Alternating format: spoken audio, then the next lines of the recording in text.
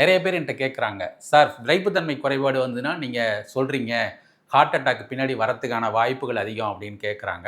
சரி, இப்போ வந்து சர்க்கரை நோய் பொதுவாக எப்படி பாதிக்குது, எந்த சிஸ்டம் வைஸ் அஃபெக்ட் ஆகுதுன்னா ஃபஸ்ட்டு கண்ணை பாதிக்கும், ரெண்டாவது வந்து சிறுநீரகம், மூன்றாவது ஆண் உறுப்பு, நான்காவது தான் வந்து இதயம்.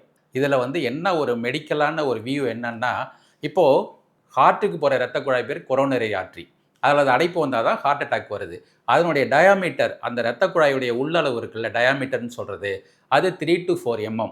ஆனால் அதே வந்து ஆண் உறுப்புல போகிற இரத்த குழாயுடைய டயாமீட்டர் வந்து 1லேருந்து 2.5 mmக்குள்ளார இருக்குது. ஸோ எங்கே அடைப்பு ஃபஸ்ட்டு வரும்? கொலஸ்ட்ரால் வந்து பிரச்சனை அதிகமாச்சுனாக்கன்னா ஆண் உறுப்பில் தான் ஃபஸ்ட்டு வந்து அடைப்பு ஏற்படும், ரெண்டாவது தான் ஹார்ட்டுக்கு போகும். ஸோ இதனால தான் இந்த சயின்டிஃபிக் பேசிஸில் தான் யாருக்கு வந்து விரைப்புத்தன்மை குறைபாடு வருதோ அவங்களாம் முன்னெச்சரிக்கையாக ஒரு ஹார்ட் செக்கப் பண்ணிக்கணும், கண்ட்ரோல் வச்சுக்கணும் டயபெட்டிஸை அப்படிங்கிறது தான் இதில் வந்து நான் வந்து ஸ்ட்ரெஸ் பண்ணக்கூடிய ஒரு விஷயம்.